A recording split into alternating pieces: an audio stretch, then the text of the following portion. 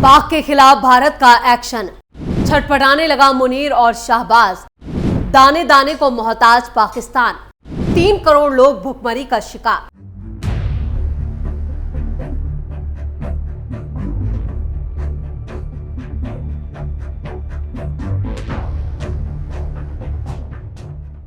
नमस्कार, आप सभी का बहुत बहुत स्वागत है। आप देख रहे हैं स्पेशल स्टोरी। मैं हूं परवीन शेख। पाकिस्तान एक बार फिर से खुद की बनाई आग में जल रहा है। यह कहे कि अपनी कब्र वो खुद खोद चुका है, जिसमें अब पाकिस्तान दफन होने वाला है। ऑपरेशन सिंदूर के बाद लगा था कि कुछ वक्त के लिए ठहराव आएगा, लेकिन अब हालात और भी ज्यादा बिगड़ चुके हैं। एक तरफ अननोन शूटर्स पाकिस्तान में घुसकर लश्कर-ए-तैयबा के टॉप आतंकियों जैसे सैफुल्लाह खालिद और अब्दुल वाहिद को ठोक रहे हैं, वहीं दूसरी तरफ पाकिस्तान के अंदरूनी हिस्सों में सिविल वॉर छिड़ चुकी है। सिंध आंदोलन की आग ने अब जियाउल हसन लंजर जैसे बड़े नेताओं के घरों को भी जला डाला है। Sindh water crisis, Punjab Sindh dispute और एथनिक डिस्क्रिमिनेशन इन पाकिस्तान जैसे मुद्दों ने देश को अंदर से खोखला कर दिया है। ऊपर से IMF बेल आउट कंडीशंस और तालिबान वोटर ब्लॉकेट प्लान ने पाकिस्तान की कमर तोड़ कर रख दी है। बलूच लिबरेशन आर्मी रोजाना पाकिस्तानी आर्मी पर हमले कर रही है और खैबर पख्तूनवा वायलेंस भी थमने का नाम नहीं ले रहा है।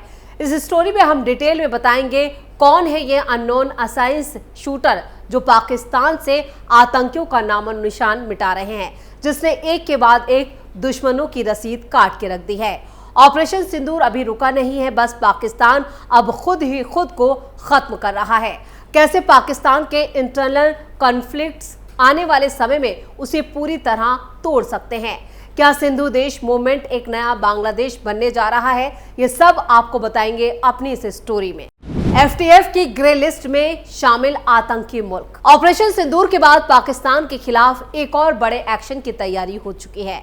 Bharat financial action task force यानी FTF से पाकिस्तान को ग्रे लिस्ट में शामिल करने की बात कर रहा है। FTF का काम मनी लॉन्ड्रिंग और आतंकवाद के लिए मिलने वाली आर्थिक मदद पर नजर रखना है। ये एक ग्लोबल ऑर्गेनाइजेशन है। पहलगांव में हुए आतंकी हमले में 26 टूरिस्ट की जो जान गई थी, जिसमें पाकिस्तान का ही हाथ था। पाकिस्तान आतंकवाद का गढ़ रहा है। वो सालों से आतंकियों के लिए फंडिंग करता रहा है। उसे इसकी वजह से कई बार ग्रे लिस्ट में डाला जा चुका है। पाकिस्तान को जून 2018 में FTF ने टेरर फंडिंग के लिए ग्रे लिस्ट में डाल दिया था। अक्टूबर 2022 में इसे ग्रे लिस्ट से निकाल दिया गया। पाकिस्तान को 2008 में भी ग्रे लिस्ट में शामिल किया गया था, लेकिन फिर 2009 में हटा दिया गया था। वो 2012 और 2015 के दौरान भी ग्रे लिस्ट में शामिल रहा। इंडियन एक्सप्रेस की एक रिपोर्ट के मुताबिक भारत वर्ल्ड बैंक से भी पाकिस्तान को फंडिंग देने का विरोध कर सकता है। इंटरनेशनल मॉनेटरी फंड यानी IMF ने हाल ही में पाकिस्तान को $1 बिलियन फंड देने की मंजूरी दी। उसने कहा कि पाकिस्तान ने लोन के लिए सभी शर्तें मानी हैं, यानी कई कंडीशंस के साथ ये बेल आउट पैकेज पाकिस्तान को दिया गया। भारत ने IMF से भी पाकिस्तान को लोन देने का विरोध किया था, इस पर ऐतराज जताया। अगर किसी देश को FTF की ग्रे लिस्ट में शामिल किया जाता है तो उसे आर्थिक रूप से काफी नुकसान होता है। पाकिस्तान ग्रे लिस्ट में शामिल हुआ तो उसकी दिक्कतें और बढ़ जाएंगी। जब कोई देश ग्रे लिस्ट में आता है तो वहां निवेश की कमी होती है, इसके साथ ही टैक्स भी कम हो जाता है। इंटरनेशनल लेवल पर लेन देन में भी काफी मुश्किलें आती हैं।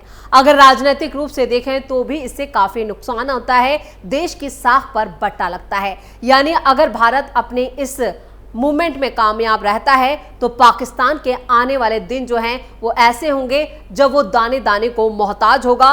और कम से कम यहाँ पर अभी पहले से ही जो खैबर पख्तूनवा और जो बलूचिस्तान का हिस्सा है वहां पर 1 करोड़ की आबादी भुखमरी के कगार पर है। और अगर उसे FATF में शामिल कर लिया जाता है तो पाकिस्तान की 3 से 4 करोड़ की आबादी भुखमरी का शिकार हो जाएगी। टुकड़ों टुकड़ों में बटेगा पाकिस्तान। पाकिस्तान की आर्थिक हालत काफी खराब है और कर्ज के पैसे से पूरा देश चल रहा है। आतंकवाद को परोसने वाला पड़ोसी देश अपने नागरिकों को बुनियादी सुविधाएं तक मुहैया नहीं करवा पा रहा। यानी खाने पीने की तो बात ही छोड़ दीजिए, पानी बिजली जैसी जो आधारभूत सुविधाएं हैं वो भी नहीं दे पा रहा। ऐसे में देश के कई हिस्सों में बगावत यानी विद्रोह की आग जल रही है। सड़कों पर लोग उतरकर सरकार के मंत्रियों के घरों को निशाना बना रहे हैं। उनकी गाड़ियों को तोड़ा जा रहा है, आग के हवाले किया जा रहा है। बलूचिस्तान पहले ही खुद के पाकिस्तान के कब्जे से आजाद होने का ऐलान कर चुका है। अब सिंध प्रांत में भी बगावत काफी तेज हो गई है। लोग सड़कों पर जमकर उत्पात मचा रहे हैं। सिंध देश की मांग को लेकर उग्र हुआ विरोध प्रदर्शन। सिंध के राष्ट्रवादी ग्रुप और आम लोग पाकिस्तानी सरकार पर मानव अधिकारों के उल्लंघन का आरोप लगाते हुए आजादी की मांग पर अड़ गए हैं। सिंधु देश की वकालत करने वाले ग्रुप ने बीते दिनों सड़कों पर उतरकर विरोध प्रदर्शन किया और पाकिस्तानी जेलों में बंद सिंधी नागरिकों की रिहाई की मांग की। सिंध प्रांत में जय सिंध फ्रीडम मूवमेंट नाम के संगठन ने पाकिस्तान के कब्जे से आजाद होने की मांग उठाई है। संगठन से जुड़े लोगों का आरोप है कि पाकिस्तान की सरकार ने सिंध देश की मांग करने वाले राष्ट्रवादियों को झूठे आरोपों में फंसाकर जेलों में बंद किया हुआ है। प्रदर्शनकारियों का दावा है कि ऐसे लोगों का लगातार उत्पीड़न किया जा रहा है, उन पर अत्याचार किए जा रहे हैं, यानी उन पर जुल्म ढाए जा रहे हैं। उन्हें अगवा करके आंदोलन को दबाने की कोशिशें हो रही हैं। सिंध के राष्ट्रवादी नेताओं की जल्द से जल्द रिहाई की मांग करते हुए अब प्रदर्शनकारियों ने सरकार को चेतावनी दी है। अगर ऐसा नहीं हुआ तो बड़े पैमाने पर पूरे प्रांत में आंदोलन और तेज होगा और सरकार को इसका खामियाजा भुगतना होगा। सिंध के फ्रीडम मूवमेंट के नेताओं का मानना है कि उनका प्रदर्शन अभी तो शांतिपूर्ण है और वो अपने अधिकारों के लिए लड़ रहे हैं। सिंध जब तक अलग देश नहीं बन जाता तब तक ऐसे विरोध प्रदर्शन और आंदोलन जारी रहेंगे। संगठन से जुड़े लोगों ने मानवाधिकार की रक्षा के लिए संयुक्त राष्ट्र, एमनेस्टी इंटरनेशनल और ह्यूमन राइट्स वॉच जैसी ग्लोबल इंस्टीट्यूट से भी दखल देने की मांग की है।